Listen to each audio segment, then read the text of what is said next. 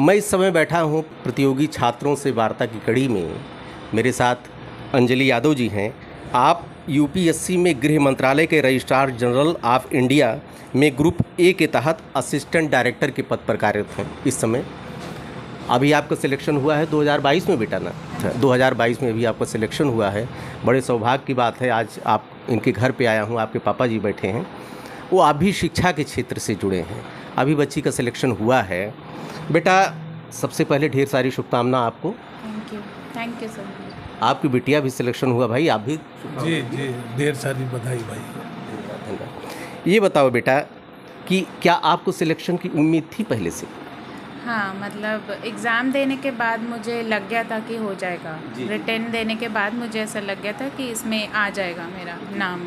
फिर इंटरव्यू दिया मैंने। इंटरव्यू में थोड़ा नर्वसनेस थी और उसके बाद मैंने ऐसा कुछ सोचा नहीं होगा या नहीं होगा। मुझे पता था मेरे हाथ में चीज़ें अब और नहीं है, तो मैंने सोचा कि जो भी होगा अच्छा होगा। ये बताइए पूरी आपकी जर्नी क्या रही एजुकेशनल जर्नी? मैंने अपनी पढ़ाई यहीं से कंप्लीट करी है, फैज़ाबाद से, कनौसा कॉन्वेंट से, और 12th तक। फिर उसके बाद मैंने बीएससी मैथ्स किया बनस्थली यूनिवर्सिटी से, जो राजस्थान में है। उसके बाद मैंने एमएससी स्टैटिस्टिक्स किया है बीएचयू से, और उसके बाद मैंने टाटा कंसल्टेंसीज़ में काम किया। फिर मैं फार्मास्यूटिकल्स में काम कर रही हूँ अभी भी, तो मुझे 5 से 6 साल हो चुके हैं वहाँ पर काम करते हुए। और उसके साथ ही मैंने तैयारी करी और अभी सिलेक्शन हुआ। मोटिवेशन कहाँ से मिला बेटा इसके लिए, आपको इस लाइन में जाने के लिए, स्पेशली एडमिनिस्ट्रेशन में आईएएस बनने के लिए? घर से ही बोलूँगी मैं, सबसे ज़्यादा मोटिवेशन मिला। हाँ, और बाकी पापा लोगों ने मोटिवेट किया, घर वालों ने किया, चाचा और सभी लोगों ने, मतलब एक तरह से बहुत ज़्यादा आगे बढ़ने को देखा मेरे अंदर क्षमता और आगे बढ़ने के लिए बोला, तो वो चीज़ मेरे अंदर से आई। और मुझे हमेशा से था कि मुझे अपने समाज के लिए और अपने सोसाइटी के लिए कुछ करना है, तो वो एक फीलिंग थी अंदर। तो ये एक सेक्टर ऐसा लगता था कि हाँ, इसमें कुछ कर सकते हैं, मतलब ये जो ज़मीन से जुड़ा हुआ काम है, तो इसलिए इसमें जाने की ज़्यादा इच्छा हुई। आपने अयोध्या का नाम रोशन किया है, बड़ी खुशी की बात है। बेटा एक चीज़ बताओ, कोचिंग की समय बड़ी लहर चल रही है।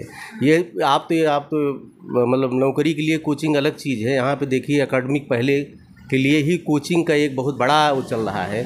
कोचिंग के बारे में आपको क्या कहना है? मैं कहती हूँ गाइडेंस की ज़रूरत है वो, बट कोचिंग ऐसा नहीं है कि कोचिंग ही करना है।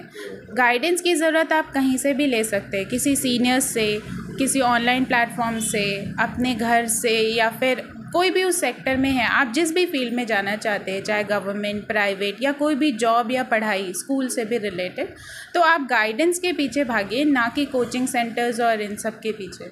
तो गाइडेंस आपको जहाँ से भी मिले आप वो लीजिए, और कोचिंग सेंटर से भी अगर आपको गाइडेंस सही मिल रही है तो उसको फॉलो करना एक अच्छी चीज़ है। मतलब जहाँ से भी आप गाइडेंस लीजिए, आपकी जर्नी स्मूथली जानी चाहिए, आपको सारी नॉलेज मिलनी चाहिए उस चीज़ से रिलेटेड। बस बहुत पुअर कंडीशन में बच्चे हैं जो कि कोचिंग नहीं ले सकते हैं, उनके पास आज की कंडीशन में उनके पास, और स्पेशली आप जिस एजुकेशन में वहाँ तक जाने के लिए वो कल्पना भी नहीं कर सके, उनके लिए क्या राय आप दें? आज ऑनलाइन इतना सब कुछ है, यूट्यूब है, और मतलब फ़ोन का एक्सेस तो मैं मानूंगी कि बहुत लोगों के पास बहुत हद तक बढ़ चुका है। तो लोगों के पास एक फ़ोन तो मतलब बहुत लिमिटेड सोर्स रहता है, तो ऑनलाइन हर चीज़ अवेलेबल है आपको जो भी चाहिए। और अगर मान लीजिए फ़ोन का भी नहीं है तो लोग हैं ऐसे जो हेल्प करने के लिए आगे आते हैं। जैसे मुझे सीनियर्स से भी हेल्प मिली थी। मैंने जब शुरू करी पढ़ाई तो मैंने लोगों से बात किया, मेरे जो सीनियर्स थे और जो ऑलरेडी सेक्टर में हैं या जो तैयारी कर रहे हैं, तो उनसे काफ़ी गाइडेंस मिला, और उनसे ये गाइडेंस मिला कि गाइडेंस और कहाँ से लेना है। उसके अलावा प्रोफेसर्स होते हैं, और आप जिस इंडस्ट्री में काम करते हैं वहाँ के लोग भी होते हैं, तो लोग मदद करते हैं। बस आपको एक बार देखने की ज़रूरत होती है, लोगों से बात करने की ज़रूरत होती है कि कहाँ से गाइडेंस मिल सकता है, बस। और ये बताओ बेटा कि जीएस एक ऐसा पोर्शन होता है, जीएस एक ऐसा पोर्शन है जो आपके लिए नया था एकदम से। आपने बीएससी किया, एमएससी किया, उसके बाद इस नौकरी में जीएस का आपने कैसे तैयारी की?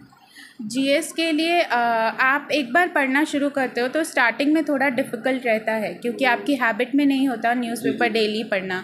बट एक बार जब आप वो एक खुद को एक बार रिस्ट्रिक्ट करके हैबिट बना लेते हो कि हाँ मुझे न्यूज़पेपर पढ़ना ही है आधे घंटे 15 मिनट, तो वो इंटरेस्ट आ जाता है आपको। आप अपने सराउंडिंग को जानोगे तो आपको ऐसे नॉलेजेबल थोड़ा फील होगा, आपको लगेगा हाँ इस टॉपिक के बारे में तो मुझे पता है, कहीं पर कोई चर्चा हो रही है आपको पता रहेगा हाँ इस टॉपिक के बारे में मुझे पता है, अरे आप गलत बोल रहे हो, ये फैक्ट ये ज़्यादा सही है, ये ज़्यादा गलत है। तो वो इंटरेस्ट आ जाता है आपका, फिर धीरे धीरे आप उसमें इंजॉय करने लगते हो। तो वो धीरे धीरे जब आप उसको इंजॉय करने लगते हो तो वो सब्जेक्ट अपने आप ही आपके लिए ईजी बन जाता है। देखो बेटा, जीएस में सेक्शन कई होते हैं। जीएस में मोस्टली किस पर बच्चों को ध्यान देना चाहिए कंपटीशन में? जैसे जीएस में मेजर ये रहता है कि करंट पे ध्यान दे या फिर स्टैटिक पे ध्यान दे, ये रहता है। मैं बोलूँगी दोनों पे कनेक्ट करके पढ़ाई करनी चाहिए हमेशा। तो जैसे करंट अगर मैं कुछ पढ़ रही हूँ तो ऐसा नहीं है कि वो आज का ही है सेक्शन, तो उससे रिलेटेड सेक्शन आपको स्टैटिक में बहुत सारे मिलेंगे। कोई भी टॉपिक अगर उठाएंगे तो उसका हिस्टोरिकल एक पर्सपेक्टिव होता है, जियोग्राफिकल पॉलिटिकल एक पर्सपेक्टिव होता है, हमें सारे पर्सपेक्टिव देखने रहते हैं। हम किसी एक ही धारा में हम नहीं सोच सकते, तो हमें हर धारा में सोचने के लिए आपको कनेक्शन बिठाना ज़्यादा ज़रूरी है। एक चीज़ ये बताइए कि पद बहुत कम है आजकल, गवर्नमेंट सेक्टर भी अब धीरे धीरे नौकरियां कम होती जा रही हैं। तो आप जो टैलेंटेड हैं, जैसे 500 पद निकले, 1000 पद निकले, 1500 निकले, सबको तो नौकरी मिल नहीं जाएगी। तैयारी 1.5 लाख 2 लाख 4 लाख करते हैं। तो आप उनके लिए क्या राय देंगी कि जो लोग सफल नहीं हो पा रहे हैं? मैं वही राय देना चाहूँगी जो मुझे मिली थी। जो मैं भी पहला अटेम्प्ट नहीं है मेरा, मैं भी बहुत बार फेल हुई और बहुत बार ऐसा हुआ कि हाँ चलो छोड़ देते हैं। बट जब भी मैंने गिव अप करने का सोचा तो मेरे जो टीचर्स थे, मेरे कुछ फ्रेंड्स थे, उन्होंने यही बोला कि सीट्स कम है। मैं मानता हूँ, मतलब सीट्स कम होती जा रही हैं, बट आपको कितनी सीट्स की ज़रूरत है? आप तो एक ही सीट पे बैठोगे ना, तो आप ट्राई करो। नहीं होता है तो देखा जाता है, सीट्स कम है वो एक अलग इशू है, बट आपका काम ट्राई करना है तो आप पहले ट्राई करिए, फिर देखते हैं क्या होता है। ये बताइए कि इस समय गर्ल्स के सामने आज भी 75वां हम स्वतंत्रता दिवस मनाने जा रहे हैं, अमृत महोत्सव इधर मनाया, लेकिन लड़कियों को लेकर अभी भी धारणा लोगों में वही बनी हुई है। काफ़ी सुधार हुआ है, ऐसी बात नहीं, बच्चियां आगे आ रही हैं। अब तो मैं देख रहा हूं जितने रिजल्ट हैं बच्चियां सबसे आगे हैं, लड़के पीछे होते जा रहे हैं, लेकिन उसके बावजूद भी धारणा उनके अंदर अभी बनी हुई है लोगों के अंदर। उनके लिए आप क्या राय देंगे, वो जो इतने अभिभावक हैं, जो गार्जियन हैं? मैं यही बोलना चाहूँगी कि अगर आपको अपने सोसाइटी को आगे बढ़ाना है तो उसका एक ही सल्यूशन है, पहले लड़कियों पर, औरतों को आगे बढ़ाना होगा, तभी सोसाइटी आगे बढ़ सकती है। अदरवाइज़ और कोई सल्यूशन नहीं है। आप कितना भी कुछ भी ले आइए, आपकी सोसाइटी तब तक आगे नहीं बढ़ेगी जब तक आप अपनी बेटियों को आगे नहीं बढ़ाएंगे। तो वो एक चीज़ है, मैं मानती हूँ अभी भी सोसाइटी में थोड़ा रिस्ट्रिक्शंस हैं कि ये नहीं कर सकते या यहाँ नहीं जा सकते, या बट चीज़ें बदल रही हैं और बदलाव बहुत दूर नहीं है। तो काफ़ी चीज़ें बदल चुकी हैं और मैं मानती हूँ कि आगे भी ये बहुत आगे होने वाला है, मतलब बदलाव आने वाला है।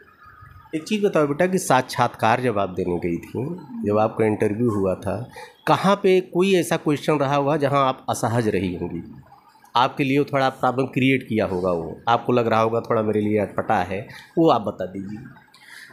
मोस्टली क्वेश्चंस में तो मैं यही बोलूँगी कि मैं क्योंकि प्राइवेट सेक्टर की एम्प्लॉय हूँ ऑलरेडी, तो वो जो कंपैरिजन करना था प्राइवेट और गवर्नमेंट, तो आप किसी को अच्छा या बुरा नहीं बोल सकते। आपकी पर्सनल चॉइस होती है कि आप कहाँ पर जाना चाहते हो, क्या करना चाहते हो। तो वो एक चीज़ है, आपका एक सोचने का तरीका है। और दूसरी बात ये, आपको इंटरव्यू में आपका एक्सपीरियंस काम आता है प्रिपरेशन से ज़्यादा।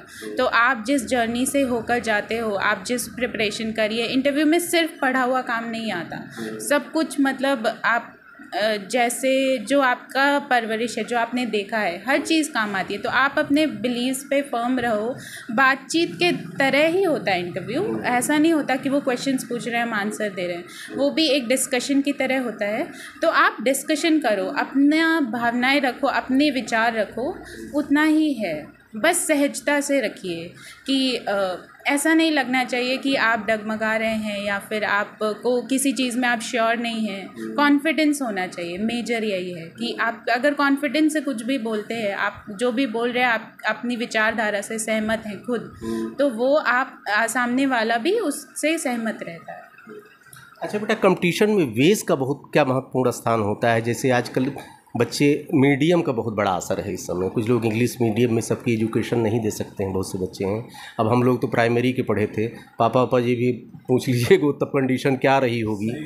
तो अब जो है, क्या वो बच्चे जिसका बेस बहुत कमज़ोर है, आधार बहुत कमज़ोर है उनका, वो कंपटीशन के बारे में कल्पना कर सकते हैं? उनके लिए आप सजेशन दीजिए। बिल्कुल कर सकते हैं। मैं कहती हूँ कि जब तक आपका बेस स्ट्रांग नहीं है, पहले आप बेस पर काम करिए। एक बार जब तक आपका बेस स्ट्रांग जब तक भी नहीं होता है, वो टाइम लीजिए आप। ये नहीं है कि आपको 1 महीने 2 महीने में करना है, बस करते रहिए, लगे रहिए। और इंग्लिश मीडियम, हिंदी मीडियम उतना मैटर नहीं करता, मैं बोलूँगी।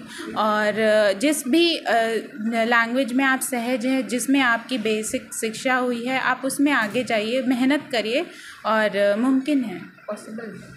अंत में एक मैसेज कन्वे कर दीजिए जो प्रतियोगी छात्र हैं, जो तैयारी करना चाहते हैं, आपकी फील्ड में जाना चाहते हैं, उनको मैसेज, स्पेशली गर्ल्स के लिए आप स्पेशल फोकस कर दीजिए।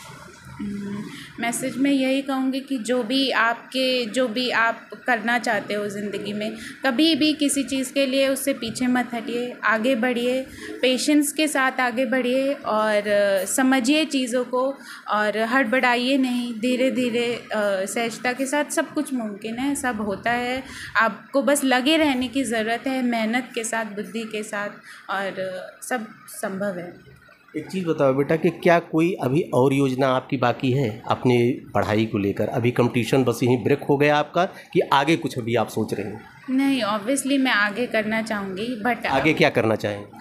आगे पढ़ाई करके, और मतलब मैं आगे और जाना चाहूँगी समाज सेवा के फील्ड में, या और आगे जो भी मतलब होता है अभी। हाँ, समाज सेवा की बात आपने की। समाज सेवा के लिए, अपने वर्ग के लिए आप क्या करना चाहेंगी? मैं जाति पे नहीं जाऊँगा, किसी की जात की मैं बातें नहीं करता हूँ, उससे थोड़ा हमको नफरत है, क्योंकि आजकल जो माहौल लोगों का चल रहा है। आप अपने वर्ग, मतलब गर्ल्स के लिए आप क्या करना चाहेंगे? मेरे लिए बचपन से, मतलब पापा ने भी यही बोला है, मैंने अपने घर में देखा है, पापा का बचपन से यही था कि एजुकेशन सबसे ज़्यादा इम्पॉर्टेंट है, पढ़ाई सबसे ज़्यादा इम्पॉर्टेंट है। तो पढ़ाई एक ऐसी चीज़ है, एजुकेशन एक ऐसी चीज़ है जो हर बच्चे का अधिकार है और वो उसको मिलना चाहिए, और सीरियसली मिलना चाहिए। मतलब उसको पूरा गाइडेंस मिलना चाहिए, और उसको जो करना है, ये माता पिता, अभिभावकों का फ़र्ज़ है कि उनको सही रास्ता दिखाएं, उनको सही समझे और उनको जो भी ज़रूरत है उसको पूरी करें। और हाँ, एजुकेशन का एक ऐसा फील्ड है जो मैं बोलूँगी कि लड़कियों को और ज़्यादा आगे बढ़ाने की प्रेरणा देनी चाहिए। ओके बेटा, अयोध्या दर्पण से आपने बात की, इसके लिए बहुत ढेर सारी शुभकामना। आप निरंतर प्रगति के पथ पर अग्रसर होते जाएं। धन्यवाद। आपके पापा जी बैठे हैं, ज़रा खिसा इधर आ जाइए भाई आप। ठीक, ये बताइए कि आप कैसी पेरेंटिंग की ज़रूरत है? आजकल अभिभावक जो हैं लड़कियों को लेकर बड़ा गंभीर रहते हैं, उनके सामने कई दबाव रहते हैं। एक विवाह का, शादियों का भी दबाव रहता है गर्ल्स के लिए, ये जो उसके करियर का भी दबाव रहता है। आप क्या सोचते हैं? सबसे पहले तो ये भैया, बच्चे की ये भावना जाननी चाहिए। जी जी। बच्चा चाहता क्या है, उसी के हिसाब से उसको भी थोड़ा आज़ादी देने की ज़रूरत है। बहुत अंकुश लगाने की ज़रूरत नहीं है। क्या आप बच्चे जानते हैं बच्चा की रुचि जिस तरफ है उस तरफ जाना चाहिए? हाँ, एकदम सेवर। अयोध्या दर्पण से आप लोगों ने बात की। ढेर सारी शुभकामनाएं बेटा, निरंतर प्रगति के पथ पर अग्रसर होती जाओ। धन्यवाद।